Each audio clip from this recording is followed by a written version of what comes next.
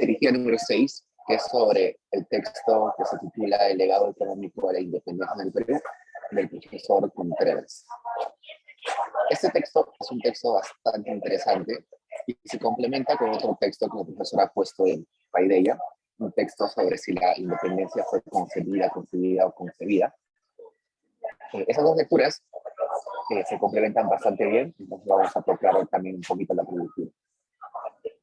Entonces, como siempre, la diapositiva queda para ustedes, es un resumen corto, pero yo voy a hacer un mapa al final para seguir un hilo de lo que estoy explicando. Veamos. Cuando hemos visto Ocelan y Golte, nos hemos dado cuenta que la economía colonial se había desgastado un poco, ¿no? Por varias razones. Descontento entre los indígenas, las reformas borbónicas que metieron más presión fiscal, no solamente a los indígenas, sino a los criollos, a los españoles que vivían acá. Todas esas reformas borbónicas, la presión tributaria no solamente afectó a la población nativa, sino que al conjunto de la sociedad.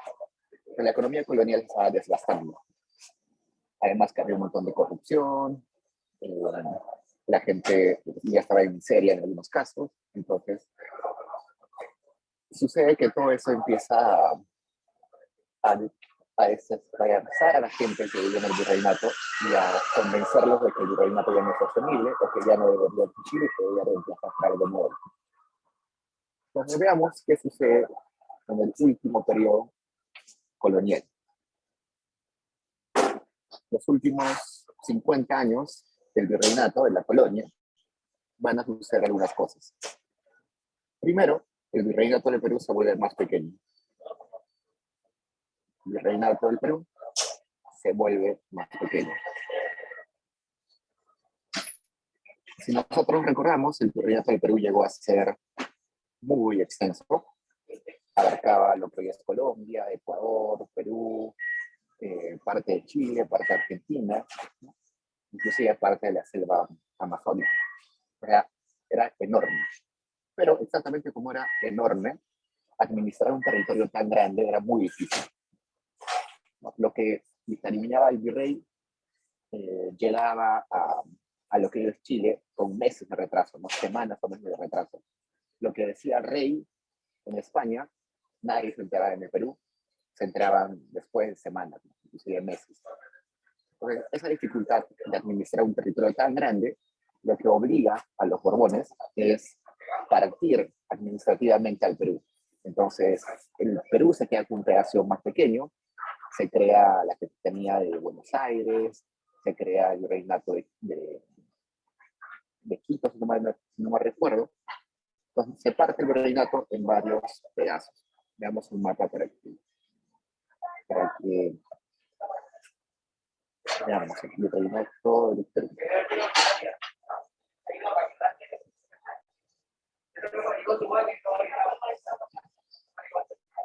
Por ejemplo, acá está. Este es el mapa más o menos ya partido, ¿no?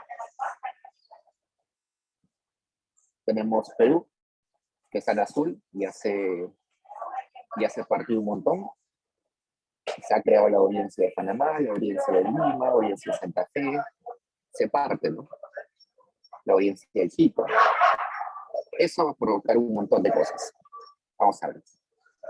Por ejemplo, eso implica o tiene implicancias económicas. La primera implicancia económica es que Potosí, que era la mina más rica de ese entonces, ya no tributa al virreinato del Perú. Ahora va a tributar o a pagar impuestos a otra región administrativa, ya no a Perú. Entonces Perú se queda sin su gran fuente de riquezas, que es Potosí, se queda sin gran parte del comercio marítimo, porque ahora hay un puerto en la capitanía de Chile. Eso hace que los ingresos para el virreinato del Perú caigan bastante fuerte. Entonces, tributos caen. ¿Qué más?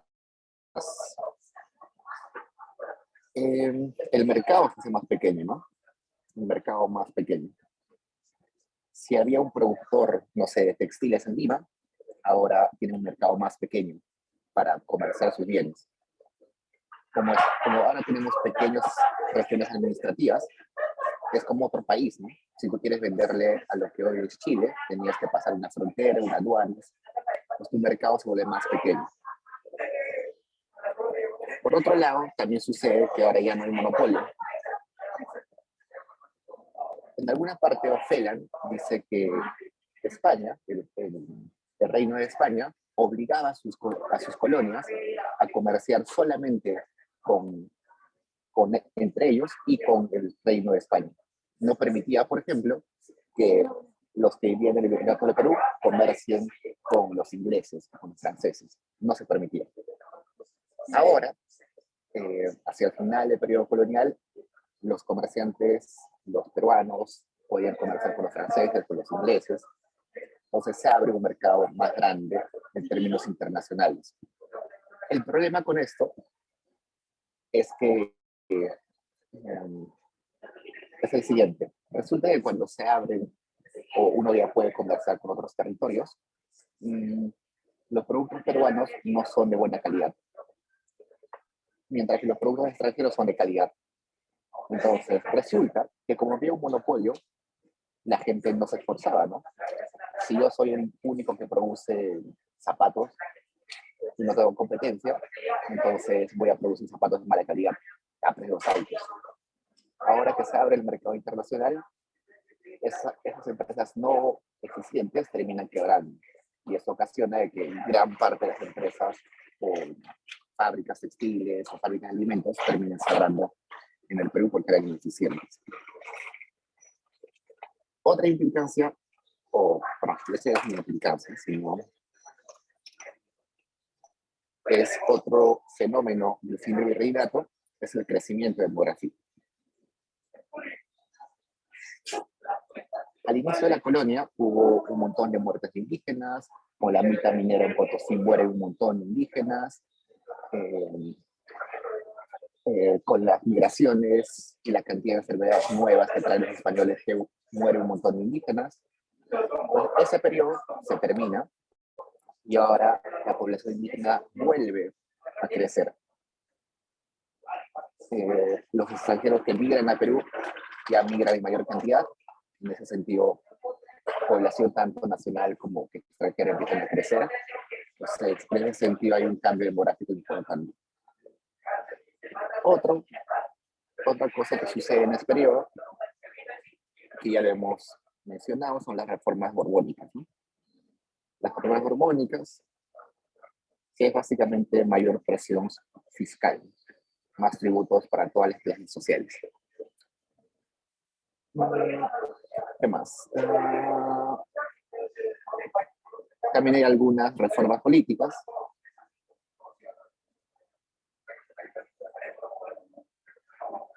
El Reino de España ve que los virreinatos de Latinoamérica, tanto de Perú, de Quito, la Capitanía de Buenos Aires, todos ellos están un poco desconectados de lo que quería España. España no tenía mucho poder de, de, de hacer cumplir sus reglas, entonces hay unas nuevas reformas políticas. ¿Qué implican estas? De que se mandan más visitadores, se mandan familiares del rey para que puedan inspeccionar el país, hay más burocracia del virreinato, entonces hay más presión no solamente fiscal, sino también una presión de vigilancia, de tratar de hacer cumplir las reglas que quería España. Ese periodo ocasiona que luego, o desde 1800, en el Perú, o en el virreinato del Perú, hay una decadencia económica.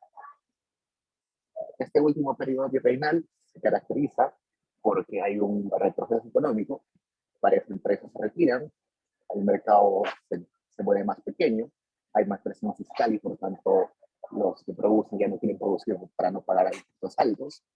Es un periodo un poco triste económicamente porque todas estas reformas políticas y económicas terminan mermando la economía. Entonces, eso ocasiona que se genere un montón de descontento social. Ese descontento social hace que varias personas empiecen a decir, ok, estamos en una colonia, en una economía virreinal, en un sistema eh, virreinal, porque no vemos si hay otra forma de organizarnos políticamente. Y algunos empiezan a pensar en la democracia, en la república, empiezan a pensar, no sé, en un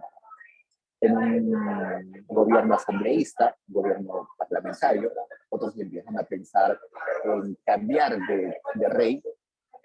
Había ideas por ahí de independizarnos de España, pero anexarnos quizás a Inglaterra. Otros decían, no, hay que anexarnos a Francia. Otros decían, no, mejor busquemos un rey o un príncipe de algún país europeo que no sea muy conocido, pero traigámoslo para que nos gobierne. Pues no solamente había una noción de querer romper con España, sino también había un montón de alternativas. Volvemos una república, volvernos una colonia inglesa, francesa, o buscar otro rey, otro príncipe en Europa. Al final, bueno, sabemos todos que al final nos volvimos república. Sin embargo, la pregunta que Contreras se hace en el otro texto es si esa independencia fue concedida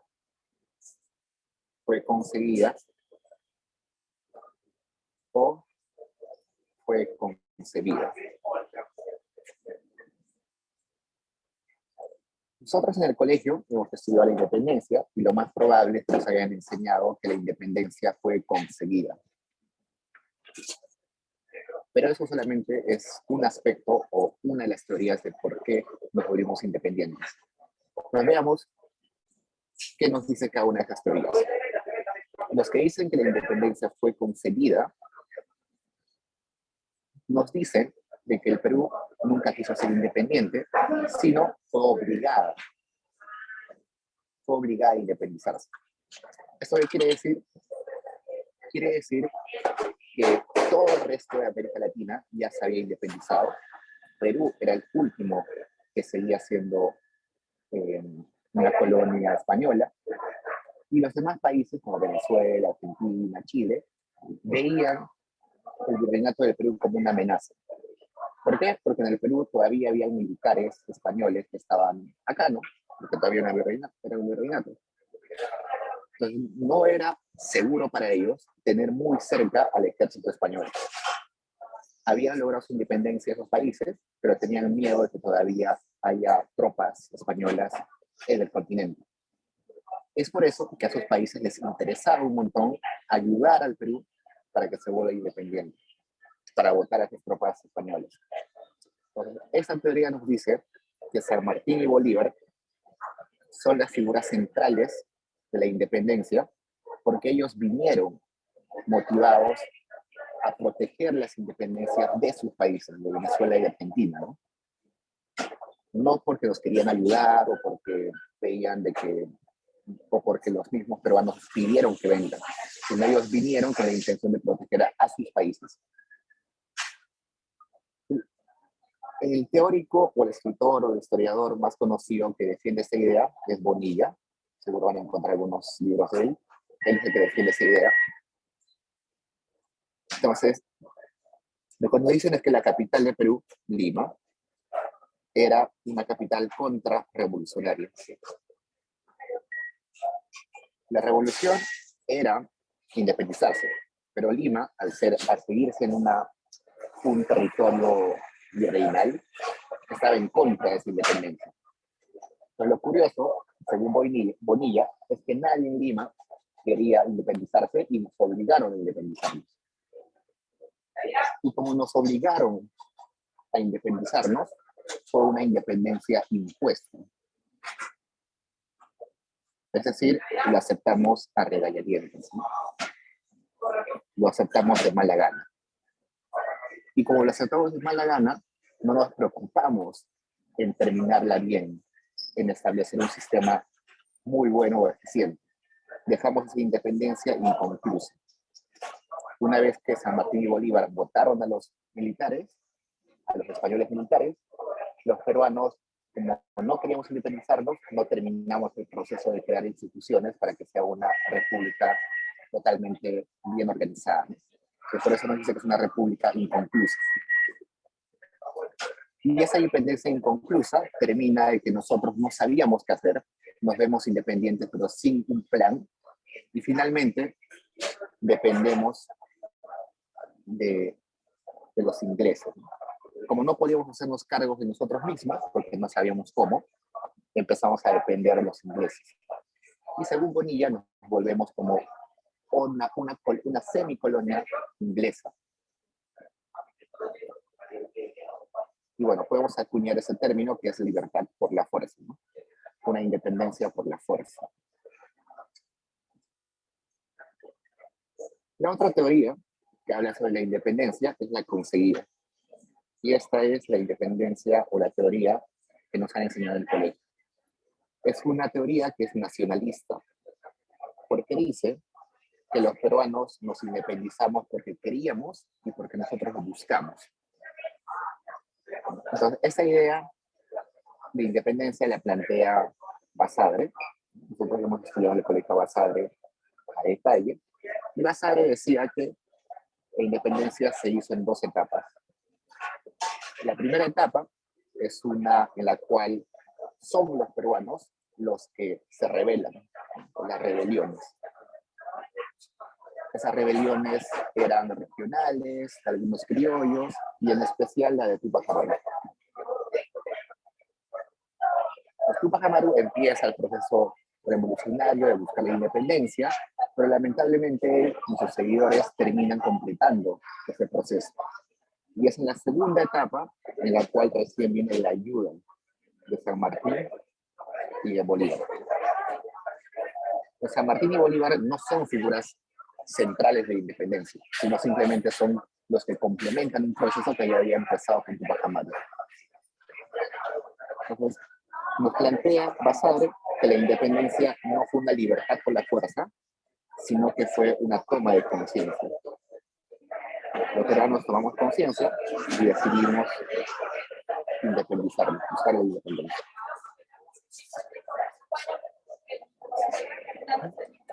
Y la tercera teoría es la que nos dice que la independencia fue concebida. Esta teoría nos dice lo siguiente, nos dice que la revolución, la búsqueda de la independencia era inevitable. Independencia, inevitable. ¿Por qué? Porque resulta que en Europa había empezado una cultura de la república. Todos los países o todas las regiones en Europa habían empezado a tener ideas de las repúblicas, como Francia, ¿no es cierto? Entonces era un proceso que en ideas, esas ideas de independencia ya habían empezado en Europa.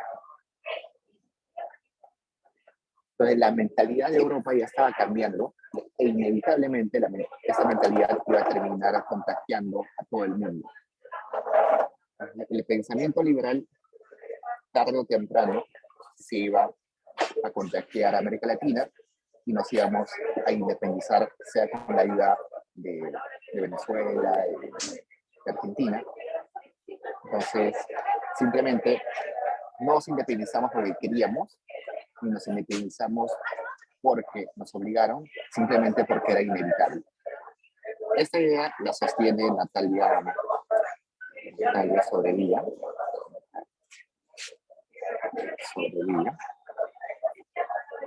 Entonces, esta teoría quita protagonismo a Tupac Amaru, quita protagonismo a San Martín, a Bolívar. Simplemente íbamos a ser independientes tarde o temprano. ¿Preguntas, chicos?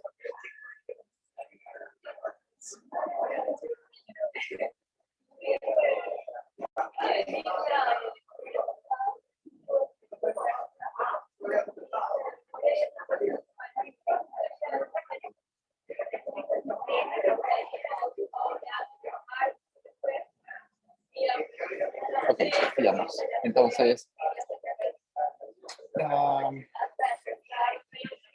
considerando que para llegar a esa independencia hubo batallas, ¿no? En realidad, tanto antes de que llegue Bolívar y San Martín. Entonces tenemos que revisar cómo fue ese proceso de guerra para la independencia, ¿no? Entonces, veamos, hacemos que la pantalla se congele, dame un segundo.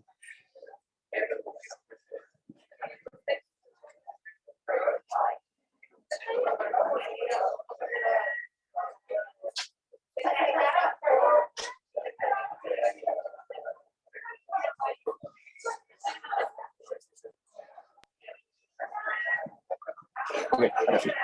Entonces, una vez hemos estudiado cuáles son las motivaciones o posibles motivaciones para la independencia, veamos la guerra de independencia, ¿no? Entonces, veamos lo siguiente. Todas las guerras pueden verse desde dos perspectivas. Una perspectiva desde los costos de la guerra y por otro lado las oportunidades que abre un proceso de conflicto. Pero veamos los costos que seguro son los más eh, intuitivos, ¿no? Económicamente podemos decir que se destruye la fuerza productiva, destrucción de la fuerza productiva,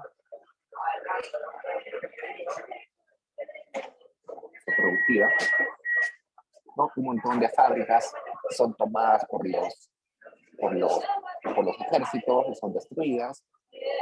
Seguro han visto alguna película, alguna serie, donde los ejércitos toman las haciendas y empiezan a saquear las haciendas. Las tiendas de abarrotes que se llamaban pulperías son tomadas por la gente y saqueadas. Un montón de fábricas textiles son tomadas por los ejércitos para hacerse de los productos y son destruidas en parte, ¿no? Por otro lado, también suceden expropiaciones de tierra o de propiedades en general. Para costear la guerra se necesitaba dinero y ese dinero evidentemente no salía con facilidad. Podías aumentar los impuestos, pero aún así la gente no podía pagar, no tenía liquidez. Una forma de extraer más impuestos era simplemente quitarle la propiedad a la gente, ¿no? ¿Qué más? Bueno, hablando de expropiación de propiedades, resulta que al menos el ejército de la liberación de la independencia le quitaba propiedades principalmente a aquellos españoles que decían explícitamente que no querían la independencia. En Lima había un montón de gente que se ponía del lado de la independencia, un montón de gente que decía no a la independencia, y usualmente se les quitaba las propiedades a aquellos que decían que no hay independencia, ¿no? Les quitaban las tierras, las tiendas, sus casas, y se los daban a otros. Como ya les dije, varios centros productivos son tomados. ¿Qué más? Otro efecto es la migración. Cuando empieza la guerra de independencia, todo extranjero es visto con desconfianza en el virreinato. La gente veía un inglés, un francés y decía, no, este seguro está confabulado con el otro ejército. Entonces, esas personas extranjeras tuvieron miedo de seguir en sus territorios, migraron, se fueron. La cantidad de extranjeros en el Perú, en el virreinato del Perú, empieza a decaer, un montón de gente se va. Y cuando la gente se va, no solamente se está yendo personas, sino se está yendo capital humano, se está yendo demanda efectiva, ¿no? Esa gente que se está yendo gastaba su dinero en el Perú, ahora cuando se va, deja el Perú sin esos gastos, ¿no? Sin esas compras. Por otro lado, el capital humano también se va. Usualmente estas personas que se van son las de mayor poder adquisitivo, son personas que tienen facilidad de movilizarse, entonces se van y dejan huecos vacíos, ¿no? En sus trabajos, en sus actividades, las dejan cerradas. Acá podemos ver la migración, el capital humano se va reduciendo, la gente educada con mayores posibilidades se va del país, y por otro lado, la demanda efectiva que tenían ellos también cae. ¿Qué más? También sucede que se crea una crisis agraria. Ustedes pueden hacer el escenario de que son unos productores agrarios, no sé, en la costa peruana. Si ven un conflicto que viene, lo que van a hacer es básicamente dejar de producir, ¿no? Porque no saben cómo va a estar la economía el siguiente año. Usualmente la economía agraria es de largo plazo, de mediano plazo. Lo que van a cosechar hoy recién lo que van a sembrar hoy recién lo van a cosechar en un año o más. Entonces, la crisis agraria se origina básicamente es por eso. Incertidumbre, uno no sabe si el Perú va a seguir en pie en los siguientes años, uno no sabe si va a haber demanda en los siguientes años, entonces ya no producimos, nos quedamos en alimentos. Eso va a ocasionar que los precios suban, lo que es inflación. ¿Qué más? Por otro lado, va a haber un bloque naval. Resulta que los ejércitos van a buscar cerrar las aduanas, cerrar el transporte marítimo, de modo que el otro ejército no pueda acceder a bienes, ¿no? Entonces se genera una caída en las importaciones, las exportaciones, los barcos ya no pueden desembarcar en la costa peruana. ¿Y qué más? Otro efecto que podemos ver es que aumenta la tasa impositiva. Para costear la guerra, se necesita más ingresos. Una de las formas es aumentando los impuestos. Otra forma es prestándose dinero de otros países. Pues la deuda aumenta. Para costear la guerra, prestamos a otros países y eso hace que la deuda de largo plazo del país aumente. Pues, todos estos son costos de la guerra. ¿Qué más? Ahora vayamos a las oportunidades. Aunque suene feo, pero las guerras sí traen oportunidades. Solamente recordemos la Segunda Guerra Mundial. La Segunda Guerra Mundial fue un conflicto enorme, con millones de muertos, pero a largo plazo tuvo algunos efectos positivos, ¿no? Gran parte de la innovación que hoy tenemos en computadoras, informática, viajes aeroespaciales, tecnología para producir, deriva de que había una competencia feroz entre potencias mundiales, ¿no? La Guerra Fría, por ejemplo, hace que haya una competencia muy grande para, para establecer que tu sistema económico era el mejor. Genera algunas posibilidades, como la innovación, ¿no? Algunos tipos de innovación. Como ambos países o ambos bandos están en aprietos, buscan innovar para ser mejor que los otros, ¿no? Otra oportunidad es que tu demanda agregada aumente. Para satisfacer las demandas de la guerra se necesitan más textiles, ¿no? Para vestir a tus ejércitos se necesitan más alimentos para vestir a tus tropas, ¿sí? Necesita más demanda de esas cosas. ¿Qué más? Otra oportunidad podría ser reasignar la fuerza productiva. Reasignar las fuerzas productivas. Resulta que en algunos países sucede que las tierras, las fábricas, no necesariamente están en las mejores manos, sino en las manos de los que tienen el poder. Entonces, si sucede eso, la gente ineficiente es la que posee las fábricas, las tierras. Pero los conflictos, las guerras, abren la posibilidad de que esas tierras, fábricas que están en manos de ineficientes pasen a manos de gente eficiente. Un ejemplo son las reformas agrarias. Las reformas agrarias nacen de un conflicto social, pero que al final lo que buscan es reasignar la tierra entre gente que producía mala tierra, que era ineficiente, y repartirla entre supuestamente gente que la va a trabajar mejor, ¿no? Esa es la idea de reforma agraria. Otra cosa es que no se haya aplicado bien la reforma agraria, pero la idea detrás es darle la fuerza, el factor productivo a personas que lo harían mejor, ¿no? La pregunta es, ¿la guerra de independencia logró o aprovechó estas oportunidades? Y resulta que no. Innovación no hubo.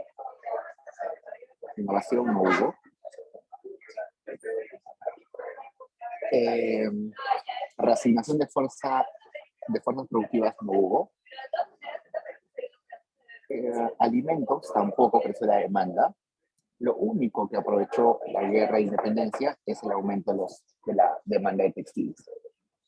Es decir, en toda la economía, todos se perjudicaron, menos los que producían textiles. Eso es lo único que Contreras rescata en su texto. El único sector productivo, el único sector económico que aprovechó el conflicto fue el sector textil. Todo lo demás no lo hicieron. Preguntas, chicos.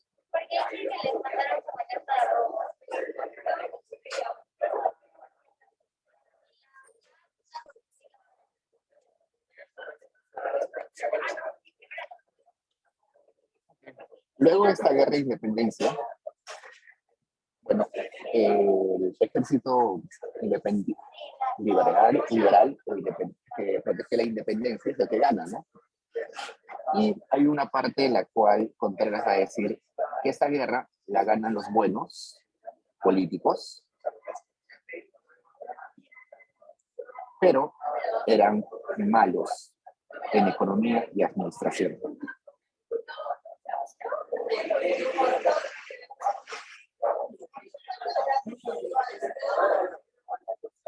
Entonces, la independencia, según Contreras, fue bien gestada, tenía buenas ideas detrás.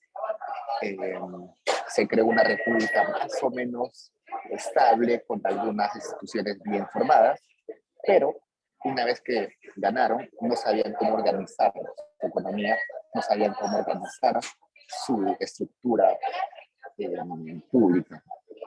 Y eso es lo que vamos a ver luego. Entonces, pasemos acá, termina la guerra de independencia, y vamos a ir al periodo posterior,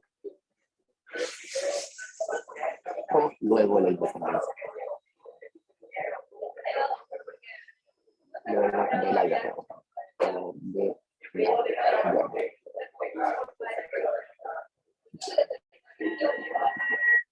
Vemos algunas cosas. Lo que nos interesa es básicamente qué sucedió con la política económica. Una vez nos volvemos independientes, al inicio no sabemos si tener presidente, si tener un gobernador, si tener un presidente vitalicio, no sabemos qué hacer. Y tampoco sabemos qué hacer con la economía. No sabemos si volvemos proteccionistas, si volvemos protectores del libre mercado, o volvernos muy proteccionistas en unas cosas, muy liberales en otras. Entonces, lo que sucede es lo siguiente. Lo primero que hacen los presidentes o autoridades de ese momento es desproteger la minería. ¿Y por qué?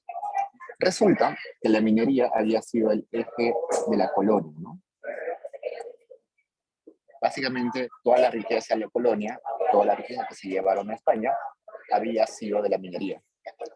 Entonces, en nombre de la minería se habían cometido un montón de excesos. Muertes, trabajo casi esclavizante, se habían aumentado los impuestos y por lo tanto la población del virreinato o del Perú había sido muy expuesta y muy exprimida por la minería. En ese sentido, toda la población está descontenta con esa actividad económica, ¿no? Y es por eso que el gobierno, para ganar legitimidad, dice, el Perú ya no va a ser un país minero, vamos a desproteger la minería, ya no vamos a dar incentivos para que se siga produciendo minerales. Es una de las primeras cosas que hace, básicamente para ganar simpatía de la población. Hay que recordar que este periodo es un momento en el cual no todas las personas están convencidas de que la república es lo mejor. Y tampoco no se entiende muy bien qué es la república. Todos los que estaban vivos en ese momento habían vivido solamente en una colonia, en el virreinato. No conocían cómo era vivir en la república. Entonces, para ganar simpatía es que se desprotege la minería. En el mismo sentido, hay que deconstruir todo lo que tenga que ver con el sistema económico virreinal, básicamente y principalmente con los privilegios de la colonia. Había algunos privilegios, por ejemplo, en el cobro de impuestos. Los indígenas pagaban más impuestos que aquellos que eran descendientes españoles o que eran españoles puros. Eso esos privilegios que tenía por ser español ya se cortan con la independencia, ¿no? Como ahora ya no dependemos de España, nos volvemos una neocolonia británica. Entonces, pongámonos en el lugar de un gobernante del Perú en los primeros años de independencia. Nos volvemos gobernantes, no sabemos cómo interactuar con otros países, no sabemos cuál es la diplomacia con otros países, no sabemos cómo hacer tratados con otros países, estamos totalmente perdidos. Y en la búsqueda de aprender y de tener aliados, nos juntamos básicamente con Gran Bretaña. Gran Bretaña se vuelve nuestro principal socio y muchos autores van a decir que nos volvemos como una colonia británica. Hacemos todo lo que Gran Bretaña nos diga que hagamos. Hacemos caso en todo. Si Gran Bretaña nos decía, abran sus mercados, lo hacíamos, ¿no? Si nos decían, bajen sus impuestos, lo hacíamos. Básicamente porque no teníamos conocimiento de cómo desenvolvernos en un mundo tan grande y con tantos países, ¿no? Otra cuestión que sucede en ese periodo y que tiene que ver con la economía es que se rompe la relación que había élite con Estado. Esta relación que había entre élite y Estado. Entonces, si recordamos, en el virreinato había una relación muy estrecha entre aquellos que tenían poder económico y con los que gobernaban el país. El virrey se juntaba frecuentemente con los grandes, con los más ricos del país, se juntaba y hacía reuniones. Resulta que esa élite que protegía al virreinato del Perú ahora no tiene un lugar en el Estado. Habían financiado la contrarrevolución y ahora que gana a sus enemigos no tienen dónde estar. Por tanto, ahora la nueva relación va a ser entre Estado y sobre todo criollos, ¿no? Los criollos, que eran quizás los más intelectuales, los pequeños empresarios, ellos son los que van a terminar estando en el Estado, ya no la gente de mayor dinero. Y es por eso que los intereses económicos que se van a proteger desde el Estado ya no van a ser intereses de los grandes ricos, no van a ser intereses ya de la clase media, que podemos llamar clase media o los pequeños empresarios, de los pequeños propietarios. Más. Otra cuestión es que la política exterior va a ser impredecible. Como les decía hace un momento, somos un país nuevo, no sabemos cómo comportarnos, pero por momentos vamos a ser muy proteccionistas, no vamos a querer que entren productos nuevos al país, no vamos a querer que haya competencia de los extranjeros, y por otros momentos vamos a abrir totalmente al comercio internacional. Eso va a depender un montón de quién está en el gobierno en ese momento. En las siguientes clases vamos a ver de que el Perú cambiaba de gobernantes muy rápido, se cambiaba de presidentes muy rápido. Cada año había un nuevo presidente en ese periodo inicial de la República. En ese sentido, podía haber un presidente que era proteccionista y al año o a unos meses después apareció un presidente que era totalmente distinto. Pero la política exterior era muy impredecible porque dependía directamente de quién estaba en el cargo de la presidencia, ¿no? Sin embargo, a pesar de que esta política era impredecible, la mayoría de presidentes iniciales del Perú fueron bastante liberales. Una parte fueron proteccionistas, pero la gran parte fue liberal. ¿Qué más? Creo que es lo más importante que tiene que ver con la economía. Aparte de eso, va a haber un desorden político. Como les dije, no sabíamos si volvernos una república, si queríamos presidentes o queríamos un parlamento presidencialista quizás. No sabíamos si queríamos traer a un rey del exterior. Algunos pensaban que queríamos ser una monarquía republicana, que es algo raro, pero hay del mundo. Entonces hay un desorden político, se sigue recuperando la población, demográficamente volvemos a crecer. Las migraciones empiezan a volver. Un país nuevo, con un montón de cosas por construir, llama la atención a gente de Europa y de otras partes del mundo que quiere venir al Perú. ¿Qué más?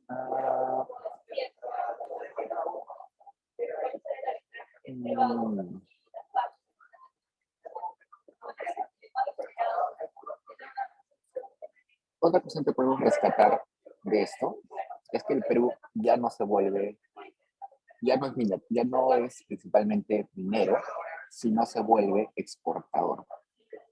Entonces, ahora el Perú se va a volver exportador. Inicialmente se va a volver exportador de guano, luego se va a volver exportador de salitre, luego se va a convertir exportador de algodón y azúcar, y luego va a empezar a diversificar sus productos poco a poco. Pero lo interesante es que ninguna de esas exportaciones tiene que ver con minerales. Recién, mucho tiempo después, casi 1900, la minería vuelve a tomar protagonismo. Pero en esta etapa inicial de la República, los minerales no van a ser principales en la economía peruana.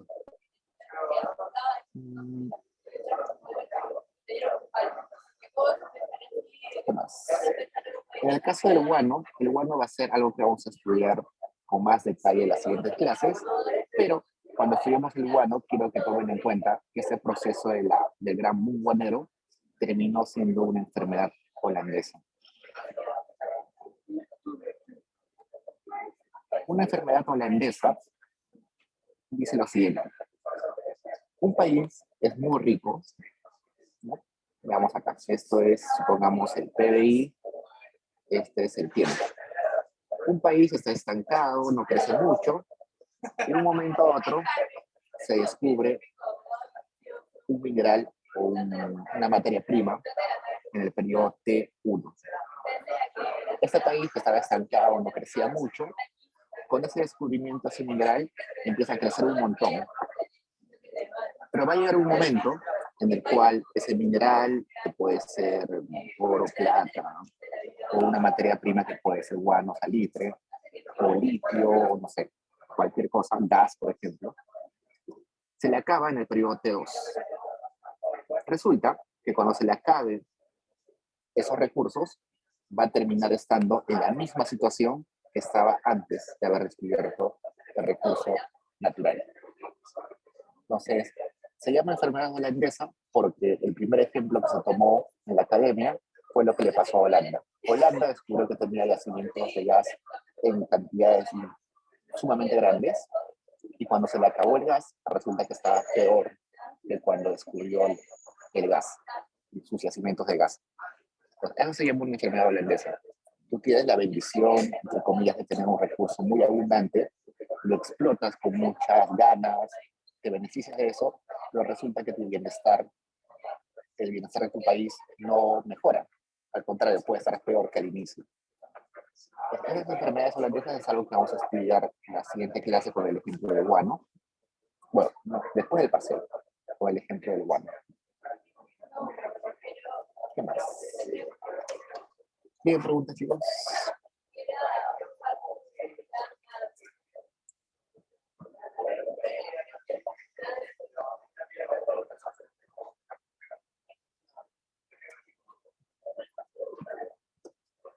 Pues esto es más o menos lo que sucede con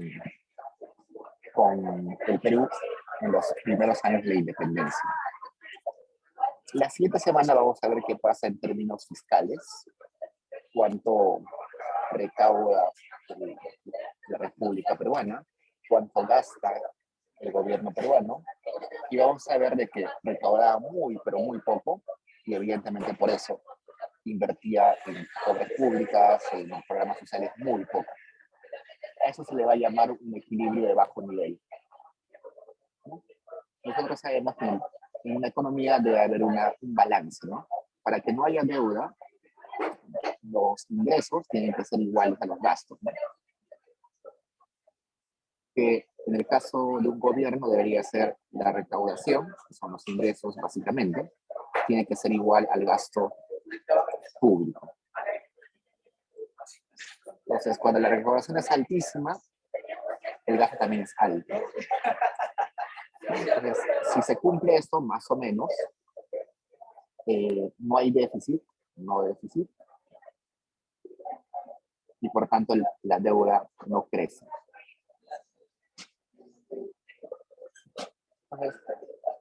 Entonces, un caso muy, pero muy malo es que suceda lo contrario, ¿no? Que los gastos sean mucho más grandes que los ingresos. Eso sería que estaríamos en déficit y por tanto la deuda esté creciendo. Es lo que pasó en la época de la pandemia para el Perú, ¿no? Los gastos fueron muy grandes, se pudo recaudar muy poco y tuvimos un déficit alto. Entonces, esto es gravísimo para un país, pero también es no tan grave, pero también es feo para una economía que los ingresos sean pocos y que los gastos también sean pocos. A esto se le llama un equilibrio de bajo nivel. Sí, no estamos endeudándonos, no estamos teniendo déficit, pero estamos prácticamente con un estado muy pequeño, que no puede ni recaudar ni puede gastar. Entonces, eso es lo que le pasó al Perú en los primeros años de independencia. No generaba déficit, pero era incapaz de recaudar y era incapaz de gastar. Y bueno, eso ya lo vamos a continuar en la siguiente clase. ¿Tienen preguntas, chicos?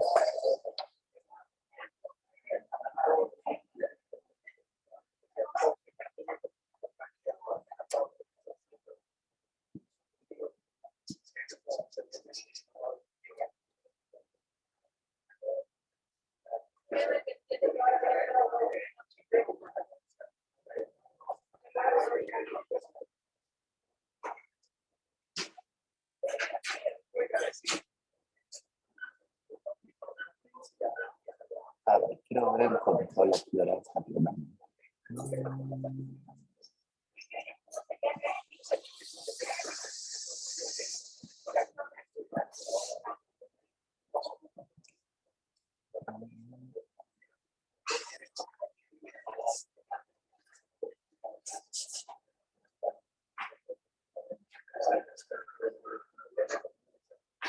Ok, a las 7:05 empieza el control, entonces son 7:01.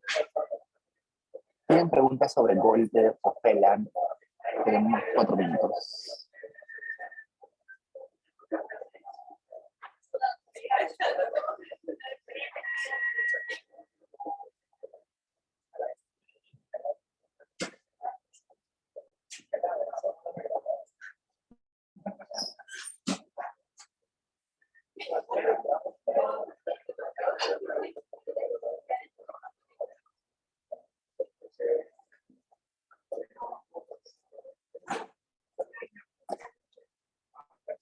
Como están viendo la pantalla, esta vez hemos aumentado el tiempo.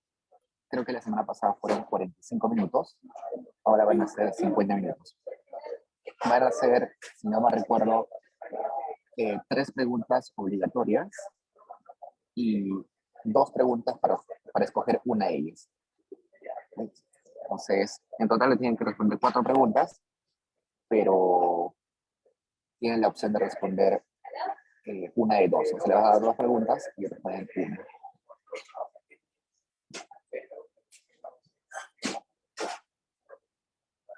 No olviden de responder en forma de ensayo. No digo que hagan un montón de párrafos, pero que empiecen sus párrafos con una idea central y vayan desarrollando, ¿no? Para que tenga hilación. No pongan guiones, ni enumeren, sino conecten sus ideas.